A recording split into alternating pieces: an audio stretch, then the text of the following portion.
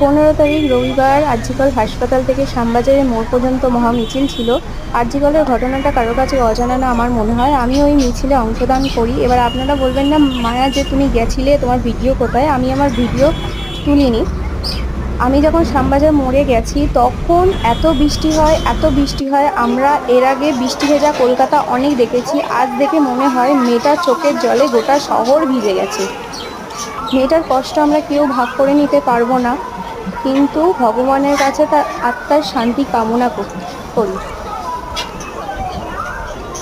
আমরা যখন মিছিল থেকে এগিয়ে যাচ্ছিলাম, পুলিশরা আমাদের আটকে দিয়েছে। বললো এখনো নাকি পারমিশন আসেনি, রাত 8টার সময় পারমিশন পাওয়া যাবে। কিন্তু আমার মনে হয় আপনারা যদি সবাই এই মিছিলে অংশদান করেন, পুলিশরাও আমাদের কিচ্ছু করতে পারবে না। তখন একটু ফ্ল্যাশ লাইটটা যদি অন থাকে ভালো হয়।